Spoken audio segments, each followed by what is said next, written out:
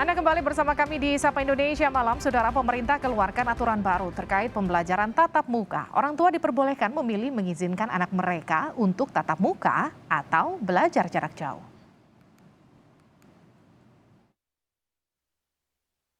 Pemerintah menerbitkan aturan baru terkait pembelajaran tatap muka terbatas. Pemerintah menerbitkan aturan baru terkait pembelajaran tatap muka terbatas. Aturan hadir dalam surat edaran Menteri Pendidikan dan Kebudayaan Riset dan Teknologi nomor 3 tahun 2022. Orang tua atau wali diberi pilihan untuk mengizinkan anak mengikuti PTM terbatas atau pembelajaran jarak jauh. Aturan baru akan dilaksanakan pemerintah Kota Surabaya. Mulai pekan depan, pembelajaran tatap muka 100% akan dilakukan. Anak bisa mengikuti PTM dengan izin orang tua. Nanti itu 100% full dan tetap ada izin orang tua. Harapan izin orang tua ini betul-betul, ini kan sekolah dasar. Orang tua nanti betul-betul ikhlas, paham, aman pembelajarannya, aman pandeminya. Sementara pemerintah Provinsi DKI Jakarta belum melaksanakan pembelajaran tatap muka 100% meski sudah menerapkan PPKM level 2. Kita ketahui transportasi publik sudah 100%, lain-lainnya kita tinggal tunggu PTM ya, yang ditunggu. Tapi kan sekarang lagi ujian nih, sebenarnya ujian kan semua. Dalam SKB 4 Menteri, aturan pelaksanaan PTM dibedakan berdasarkan kriteria wilayah. Satuan pendidik yang terbukti melanggar akan diberikan sanksi oleh Satgas COVID-19.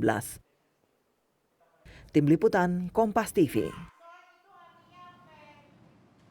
Bagaimana kesiapan sekolah serta orang tua terkait aturan baru pemerintah? Kita akan berbincang dengan Ketua Komisi 10 DPR RI, Saifullah Huda. Selamat malam, Pak Saifullah Huda. Pak Heru. Kita juga akan sapa Sekjen Federasi Serikat Guru Indonesia, Pak Heru Purnomo. Selamat malam, Pak Heru.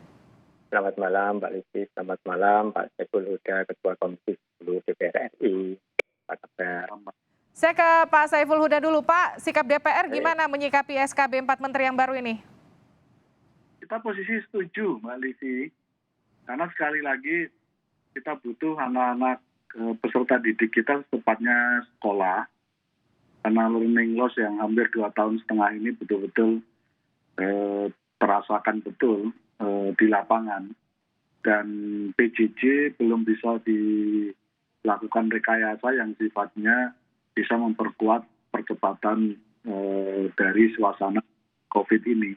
Jadi pilihan untuk bisa pembelajaran tatap muka 100% menjadi sangat penting. Tapi sekali lagi, semua akan kembali kepada SKB 4 Menteri, di mana di dalam SKB 4 Menteri diatur detail. Kalau level 2 diwajibkan 100%, itu kalau vaksinasi untuk tenaga pendidik dan kependidikan sudah lebih dari 50%. Terus kemudian di kabupaten itu tingkat vaksinasi untuk manula orang tua juga harus di atas 50%. Kalau belum itu artinya tetap 50%. Oke, Pak Saiful Huda, yang kemudian jadi pertanyaan besar masyarakat ketika PPLN sudah dibebaskan dari karantina, hanya tinggal PCR, pelaku perjalanan sudah tidak perlu lagi swab antigen ataupun PCR, artinya sebetulnya keran kita untuk bepergian dan juga penyebaran COVID-nya makin mengkhawatirkan sebetulnya. Tapi kemudian yang artinya pemerintah cukup optimistis dengan apa yang dilakukan dengan membuka segala pintu masuk itu. Tapi justru kenapa sekolahnya masih dikasih pilihan, boleh PTM, boleh jarak jauh gitu. Kenapa nggak di-PTM-kan saja semuanya? Karena kalau kita bicara soal standarisasinya soal vaksin kan sama, semuanya juga standarnya vaksin. Betul, ini bagian dari kehati-hatian tingkat tinggi dari pihak pemerintah kelihatannya. Tapi fakta di lapangan, saya merasakan betul sesungguhnya memang PTM 100% menjadi pilihan terbaik ya hari-hari ini. Karena tingkat learning loss yang luar biasa betul-betul.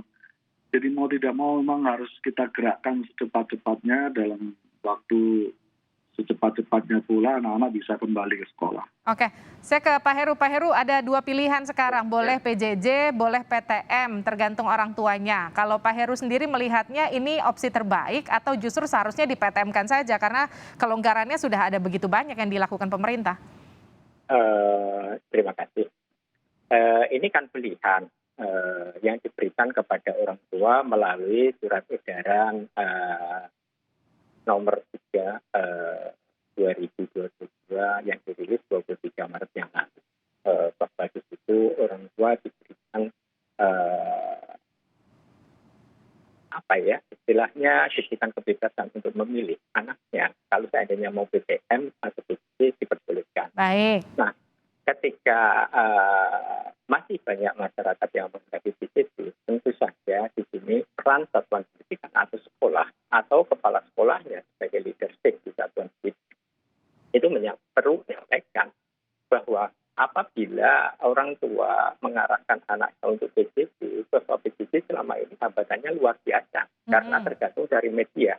Nah, ketika medianya tidak memadai, maka capaian untuk menuju pembelajaran itu tidak akan bisa tercapai dengan baik. Dan kasus sudah banyak sekali ditemukan bahwa akibat dengan adanya PJJ, media pembelajaran yang tidak memadai, baik kuotanya dan lain sebagainya, kasus-kasus itu banyak sekali, termasuk juga temuan kasus di sekolah kami pun juga seperti itu, ada kasus-kasus seperti itu. Gitu. Tapi kalau di lapangan Pak Heru sendiri melihatnya sebetulnya kita udah siap belum sih untuk PTM 100%? Kalau di Jakarta di bulan Januari kan kami sudah melaksanakan PTM 100%. Kami pun juga secara protokol kesehatan itu sudah diarahkan oleh Dinas Pendidikan. Kami sudah harus menyiapkan dengan anggarannya, aturannya, semuanya sudah siap kalau untuk di DKI.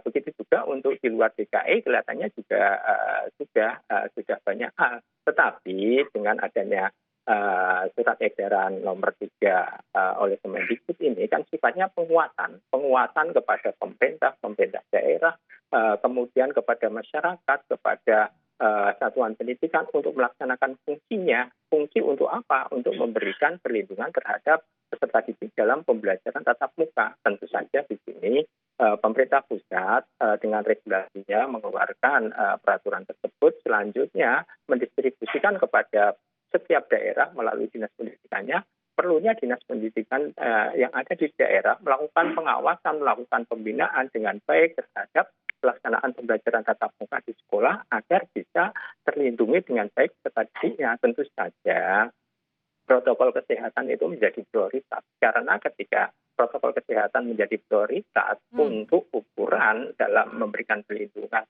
terhadap siswa, ini perlu dikontrol, perlu diawasi. Perlu dibina gitu, Mbak. Kita paham poinnya, artinya protokol kesehatannya harus dikontrol jika memang mau PTM 100%, kira-kira gitu. Ini pertanyaan terakhir untuk Pak Saiful Huda. Apa yang kemudian akan didorong oleh DPR selanjutnya untuk memastikan kelanjutan PTM ini untuk mencegah lost learning-nya akan semakin dalam? Ya, kita minta kita manfaatkan sepenuhnya Kemendikbud mengawal terlebih-lebih pada konteks pelaksanaan kurikulum darurat yang sudah disediakan Kemendikbud untuk bisa terlaksana dengan baik. Saya yakin sih 2,5 tahun ini sekolah sudah punya model penanganan, sudah punya new normal baru, baru. Karena itu saya meyakini Mbak Livi, PTM 100% menjadi pilihan yang baik dan kita berharap semua dinas, pemerintah daerah mengambil opsi untuk 100% ini. Baik, yang kita harapkan juga keadaan ini segera membaik, semakin baik, sehingga kemudian PTM 100% sudah tidak akan jadi lagi halangan untuk kemudian diselenggarakan di sekolah di seluruh Indonesia. Terima kasih telah bergabung bersama kami, Sekjen Federasi Serikat Guru Indonesia, Pak Heru Purnomo, Pak Saiful Huda, Ketua Komisi 10 DPR RI telah bergabung bersama kami di Sapa Indonesia.